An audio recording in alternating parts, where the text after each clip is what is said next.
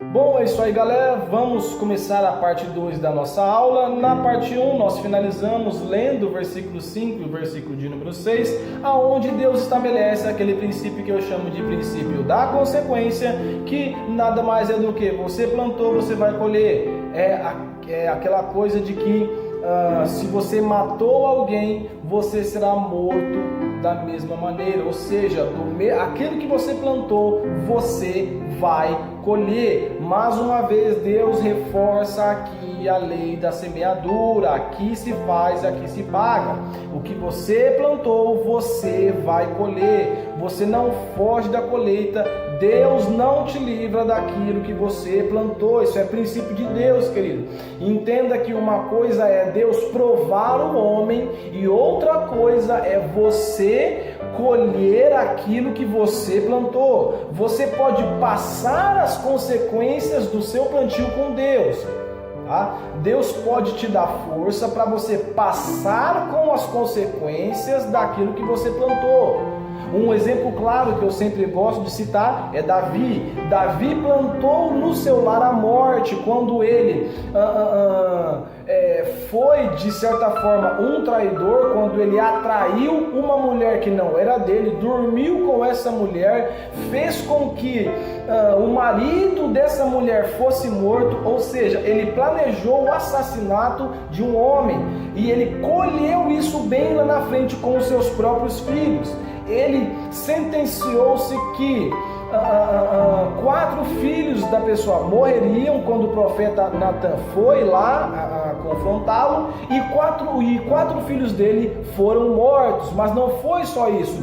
Filhos dele, teve uma filha dele que foi estrupada pelo próprio filho. O outro filho matou esse filho que estrupou a sua filha. Veja a bagunça que foi a família de Davi e os seus filhos.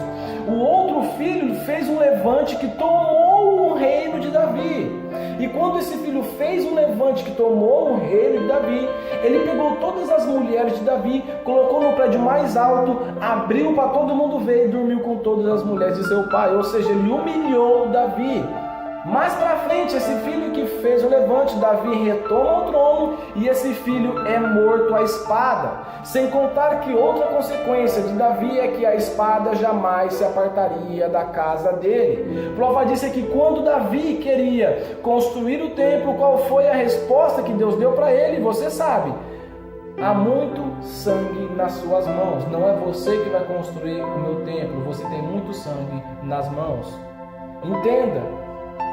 Deus não livrou Davi de toda a consequência, mas Deus capacitou para que Davi passasse por tudo aquilo. Da mesma maneira, aquilo que nós plantamos, nós vamos colher.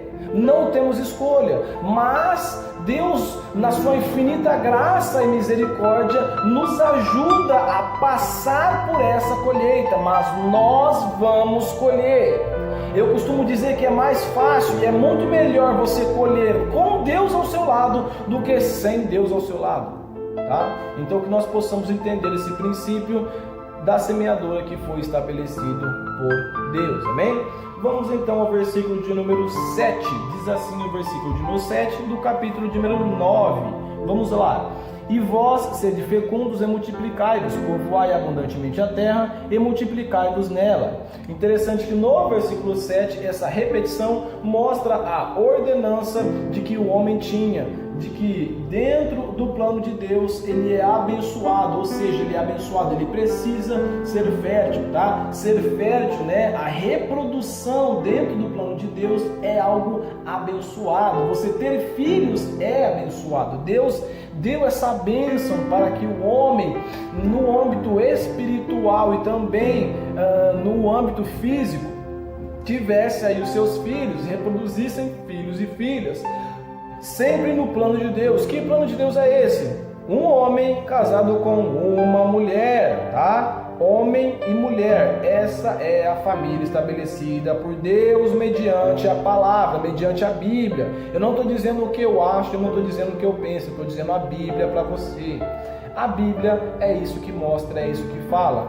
o homem e a mulher. Isso é uma união abençoada por Deus, isso é casamento através da Bíblia abençoado por Deus, e isso é uma família. Fora disso, não é considerado abençoado, não é uma família perante Deus, e não importa o que eu ou você achemos ou o que o mundo fala, porque na minha humilde opinião o que importa é o que a Bíblia fala, e o que a Bíblia fala é isso, tá? Então vamos ao versículo de número 8 até o versículo de número 11, tá? Vamos ao versículo de número 8 ao versículo de número 11, continuando o nosso estudo.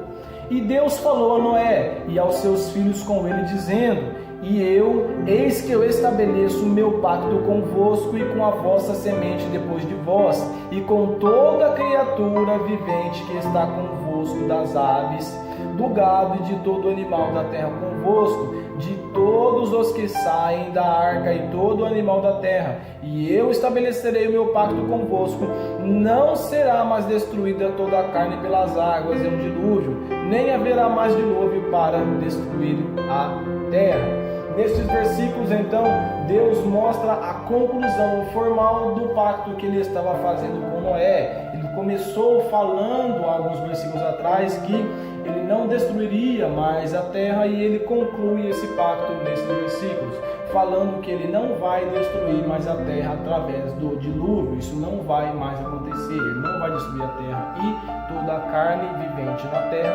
com o dilúvio. Isso não vai mais acontecer, amém? Ele estabeleceu esse pacto, concluiu esse pacto. Que pacto quer dizer, você sabe, aliança, compromisso, tá? Ele fez um compromisso, fez uma aliança com Noé de não destruir mais a terra pelas águas, tá? Continuando nosso estudo, vamos ao versículo de número 17 ao versículo de número... vamos lá. Versículo de número 12 até o 17. Nós paramos no 11, né? Vamos ler o versículo de número 12 ao versículo de número 17. Vamos lá então, do 12 ao 17, hein? E Deus disse: este é o sinal do pacto que fiz entre mim e vós, e toda criatura vivente que está convosco para as gerações perpétuas. Eu ponho o meu arco na nuvem, e isto será por sinal do pacto entre mim e a terra. E acontecerá, quando eu trouxer uma nuvem sobre a terra, que o arco será visto na nuvem, e eu lembrarei do meu pacto que está entre mim e vós e toda criatura vivente de toda a carne, e as águas não mais se tornarão um dilúvio para destruir toda a carne. E o arco estará na nuvem, e eu olharei para ele, para que eu me lembre do pacto eterno entre Deus e toda criatura vivente de toda a carne que está sobre a terra. Versículo número 17. E Deus disse a Noé: este é o sinal do pacto que eu estabelecerei entre mim e toda a carne que está sobre a terra. Então esses versículos, né, mostram a conclusão formal do pacto que Deus fez, e também a partir dali o arco-íris passou a ser o símbolo da confirmação da graça e da paz de Deus. Por que da graça e da paz de Deus? Porque ele não destruiria mais a terra a partir das águas. Você pode ver que toda vez que chove sempre há o arco-íris, sempre vai aparecer mais cedo ou mais tarde. Isto é o sinal que Deus fez um pacto. Aquilo é o sinal de que a terra não será destruída pelas águas, tá? Não estou falando aqui de enchente, porque a gente precisa pensar um pouco, tá? Isso é falta de conhecimento. Por quê? Porque enchente trata-se de uma população, muitas pessoas em determinado lugar onde não poderiam estar. Por quê? Porque se você constrói, se você tem um rio aqui, certo? E você constrói casas aqui, se esse rio encher, o que vai acontecer? Essa água vai vir e vai inundar as casas, tá? Não estou falando disso, isso aí é consequência do homem. É a consequência do orgulho e da prepotência do homem. O homem acha que pode fazer o que quiser com a terra, tá? E isso não vai acontecer, porque a terra clama pela manifestação dos filhos de Deus, tá? Mas isso é um outro assunto. Só para você entender que o arco simboliza o fato de que Deus não vai mais destruir a terra pelo dilúvio, pelas águas, tá? Vamos então ao versículo de número 18 e número 19, tá? E os filhos de Noé que saíram da arca foram Sem, Cã e Jafé. E Cã é o pai de Canaã. Estes são os 3 filhos de Noé, e por eles toda a terra foi povoada. Agora a Bíblia nos prepara para a próxima narrativa já nos apresentando a descendência da família de Noé, ou seja, você já aprendeu que a genealogia é o que liga a história que acabou com a história que vai começar. Então, agora a Bíblia vai nos apresentar todos os filhos e a geração por geração, como que toda a terra foi povoada. Por quê? Porque a próxima história, a terra já estará povoada. E como que eu vou saber como que a terra se povoou do nada? Então, não foi do nada. Tá? Como que a terra se povoou? Nós vamos ver agora, através da descendência de Noé e de seus filhos. Cada um teve filhos que foi para um ponto específico, fazendo coisas específicas, tá? Com línguas específicas. Então é isso que a Bíblia vai nos apresentar agora, tá? A Bíblia vai nos apresentar agora a conclusão da história de Noé e vai nos preparar para a próxima história, onde a terra já estará povoada, tá? Para que você possa saber quem é aquele povo, descendente de quem que é e como que ele apareceu ali, tá? Ele não apareceu do nada ali, ele é descendente de Noé e nós vamos ver como ele apareceu, amém? Vamos ao versículo de número 20 e 21. E Noé começou a ser lavrador, e ele plantou uma vinha, e ele bebeu do vinho e ficou embriagado, e ele ficou desnudo dentro de sua tenda. É interessante que, assim como Adão pecou através do fruto, Noé pecou através da sua embriaguez pelo vinho, tá? Então, por quê? Porque a embriaguez, ela é pecado, tá? Isso não foi dito só lá na frente, quando Paulo fala, não vos embriagueis com o vinho, mas vos enchei do Espírito Santo. Não. Isso está muito atrás, tá? Já é pecado se embriagar aqui, com Noé, tá? Quando Noé bebe o vinho e se embriaga, ele já pecou. Ele pecou porque ele se embriagou, tá? Então essa é a questão. Isso não virou pecado agora. Porque agora é pecado ficar bêbado, se embriagar. Não, isso já era pecado há muito tempo, tá? Isso é pecado há muito tempo e vai continuar sendo pecado. Por quê? Porque isso é princípio bíblico. Princípios bíblicos são inegociáveis. Você não negocia princípio bíblico. Ou você obedece ou você não obedece e vive as consequências. E é assim que funciona, tá? Vamos lá então. A nudez passou a ser um símbolo de vergonha, uma vez que quando Adão come o fruto, ele olha para Eva e Eva olha para Adão e os dois têm vergonha. A partir daquele momento, a nudez virou um símbolo de vergonha, tá? Mostrando que Noé aqui pecou quando ficou bêbado e agravou este pecado quando ficou nu na sua tenda, provocando outro pecado que nós já vamos ver agora no versículo de número 22, tá? Por isso que a nudez passou a simbolizar a vergonha e por isso que Noé pecou quando ficou desnudo na sua tenda, porque ele fez com que o próximo, no caso seu filho, cometesse pecado, tá? Porque, vamos ver o que diz no versículo número 22, E Cã, o pai de Canaã, viu a nudez de seu pai e contou a seus dois irmãos que estavam fora. Ou seja, é interessante que o pecado de um pai frequentemente passa a ser o tropeço para o seu filho. Cã desonrou o seu pai e assim pecou. Por que desonrou seu pai? Primeiro, ele olhou para a nudez de seu pai. Segundo, em vez de ele resolver o problema cuidando de seu pai, ele foi lá contar aos seus dois irmãos. Ou seja, foram duas coisas que agravaram, que fez com que Cã pecasse, tá? Versículo de número 23, E Sem e Jafé tomaram uma capa e a puseram sobre os seus ombros, e viraram para trás e cobriram a nudez de seu pai, e suas faces estavam viradas para trás, e eles não viram a nudez de seu pai. É interessante que Sem e Jafé, eles demonstram uma nobreza, agindo diferente de como Cã agiu. Porque uma vez que os dois não olharam a nudez do seu pai, e eles cobriram a vergonha, pondo um fim assim à vergonha de seu pai. Ou seja, eles não olharam a nudez de seu pai e também colocaram um fim ao problema, ao pecado, de certa forma, né? A vergonha que o pai deles estava passando e estava causando a ele mesmo, tá? Mostrando essa diferença entre você agir pela carne, agir bondade e você agir de um modo nobre, você agir pelo Espírito Santo, fazendo o bem para com todos, tá? O versículo de número 24 ao 27 mostra qual foi a conclusão e o que aconteceu com todo esse ato, tanto de Cã como de Sem e de Jafé. Vamos ver o que aconteceu. O versículo de número 24, ó. E Noé despertou de seu vinho e soube que seu filho mais novo havia feito a ele. E ele disse: amaldiçoado seja Canaã, servo de servos ele será para seus irmãos. Ele disse: abençoado seja o Senhor Deus de Sem, e Canaã será o seu servo. E Deus alargará Jafé, e ele habitará nas tendas de Sem, e Canaã será o seu servo. É interessante que nesses versículos, quando Noé soube o que aconteceu, ele colocou uma maldição no próprio filho. Tá? No caso Cã, ele disse que Canaã seria escravo dos descendentes de Sem e Jafé. Essa maldição tem implicações fundamentais e proféticas séculos mais tarde, quando os cananeus, que são descendentes de Canaã, no caso descendentes de Cã, foram escravos dos israelitas, tá?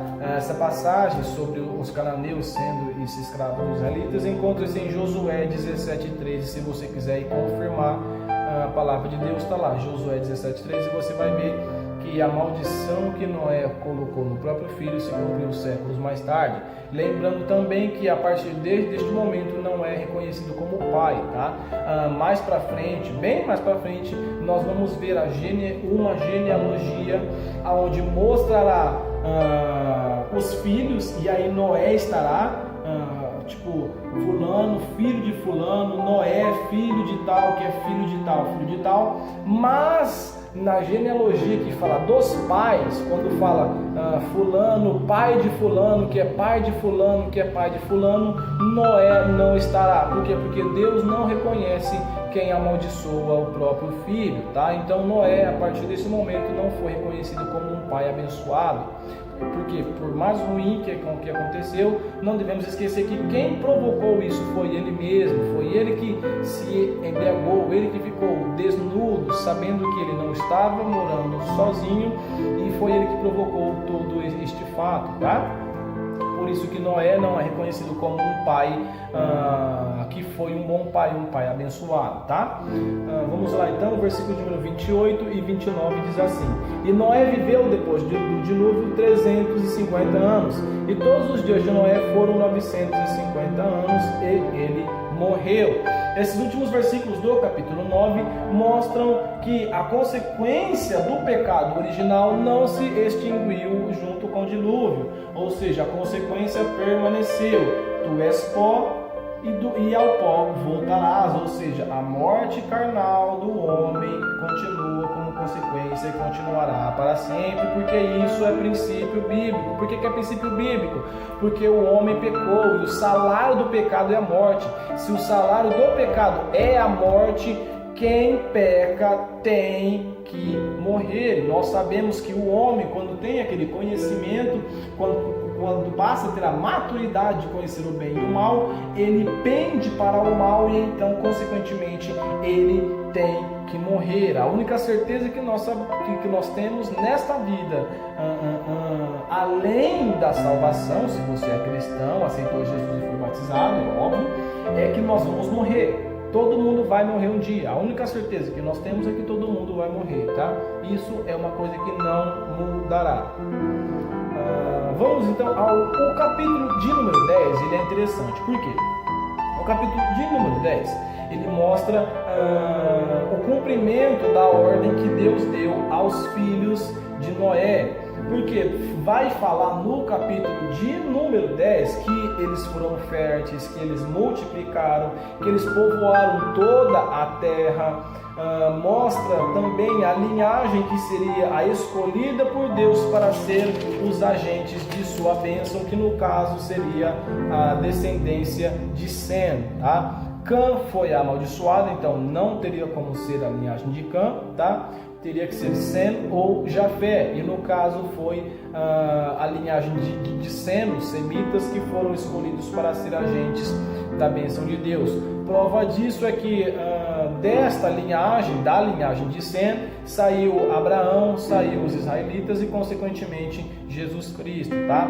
Ou seja, todos são descendentes de Sem, porque a linhagem de Sem foi escolhida para ser os agentes da bênção de Deus, tá?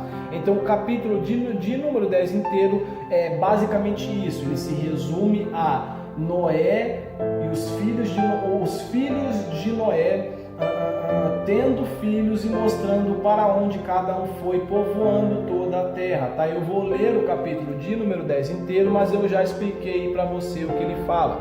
Ele fala sobre os descendentes dos filhos de Noé, mostrando que eles povoaram a terra, para nos ligar ao capítulo de número 11, que é a próxima história, que será a Torre de Babel, tá? Então, para você saber como que nós chegamos até lá, é necessário ler o capítulo de número 10 para nós entendermos como que a terra foi povoada, tá? Então, eu vou ler o capítulo de número 10 inteiro, que não é grande, tem 32 versículos só, o capítulo de número 10. Rapidinho a gente consegue ler, mas prestando atenção e meditando na palavra de Deus, tá? Vamos lá, o capítulo de número 10. Ora, estas são as gerações dos filhos de Noé, Sem, Cã e Jafé. E eles nasceram filhos depois do dilúvio. Os filhos de Jafé, Gomer e Magog, e Madai e Javã, e Tubal e Meseque, e Tirãs, e os filhos de Gomer, Askenaz e Rifate e Togarma, e os filhos de Javã, Elissá e Tarsis, Quitim e Dodanim. Por estes foram divididas as ilhas dos gentios nas suas terras, cada qual segundo a sua língua, segundo as suas famílias, entre as suas nações. E os filhos de Cã, Cuxi e Mizraim, e Pute e Canaã, e os filhos de Cuxi, Seba, Avilá e Sabitá, e Raamá e Sabiteca, e os filhos de Raamá, Saba e Dedã. Versículo de número 8. E Cuxi gerou Nimrod, este começou a ser poderoso na terra. Ele foi um caçador poderoso diante do Senhor, pelo que é dito, como Nimrod, poderoso caçador diante do Senhor. Versículo de número 10. E o começo de seu reino estava Babel. Cita Babel aqui, mas nós vamos ver um pouco mais no capítulo 11, tá? Continuando, versículo de número 10.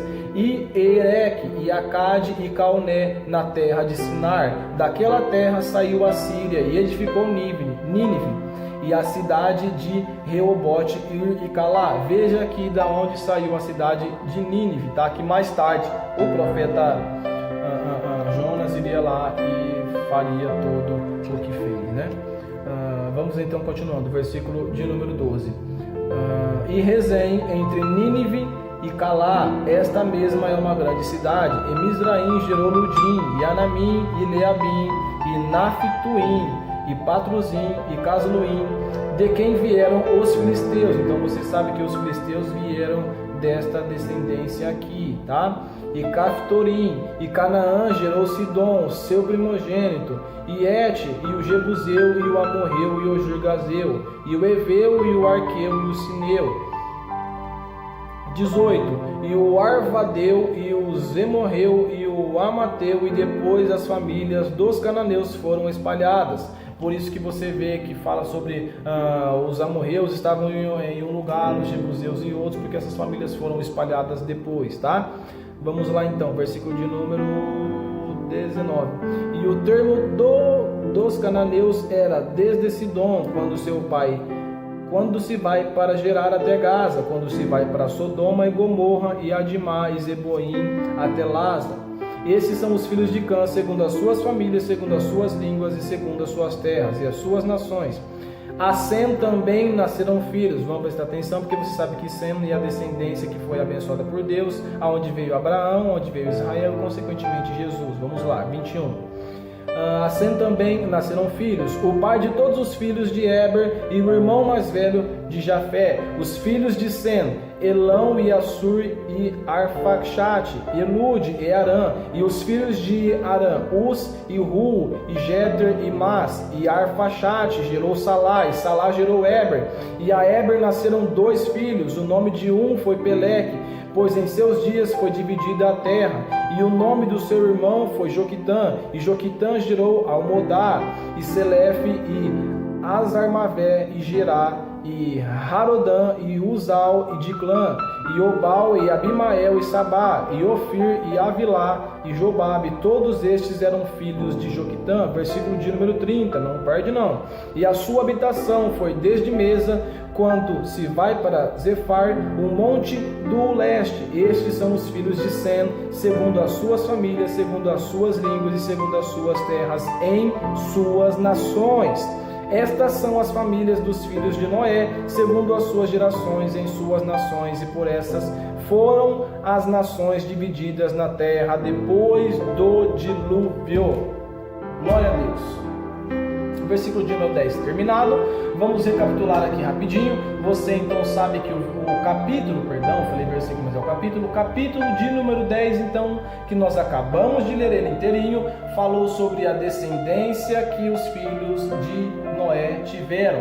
Falou para onde cada um foi. Um foi para as ilhas tal, o outro foi o que construiu Nínive, o outro tinha até onde foi aonde surgiu a Sodoma e Gomorra, o outro foi para tal lugar. Então mostra aonde todas as nações, aonde começou todas as nações e todos os países, como que se espalharam pelo mundo. Ou seja, Babel é citada no versículo de número 10, tá? Nós vamos ver, né, a história de Babel na próxima aula, tá? Mas só para você saber por que os filhos de Sem, Cã e Jafé tiveram aí as suas nações, cada um segundo as suas línguas, como fala, por causa da Torre de Babel, tá? A Torre de Babel foi em algum ponto quando os filhos de Noé estavam tendo aí os seus filhos. Só que essa maldade do homem novamente de querer ser igual a Deus, de querer ser melhor que Deus, fez com que Deus agisse. E Deus agindo, separou o homem, confundiu as línguas. Por isso que cada filho de Noé teve aí a sua nação segundo a sua língua, tá? Segundo os seus costumes. É por causa da Torre de Babel, tá? Mas a Torre de Babel nós só vamos ver na próxima aula, amém? Gostaria de agradecer você que tem acompanhado este canal, esta aula. Terminamos a nossa aula de número 7 hoje. Quero agradecer você, que você possa ser abençoado. Se você tiver alguma dúvida, pode me mandar. Curte esse vídeo, comenta ele, compartilha com seus amigos, com seus familiares, tá? Você não pode perder as aulas. Se você não viu as outras aulas, vai lá e vê, tá tudo na playlist Estudo da Palavra. Se você está em dia com as aulas, parabéns. Se você tiver alguma dúvida, me pergunta, não tem problema. E é isso aí, galera. Agradeço a vocês. Peço que, por favor, você que ainda não é inscrito, se inscreva no canal, por favor, tá? Compartilhe aí esse canal. A nossa meta é chegar a 1000 inscritos, tá?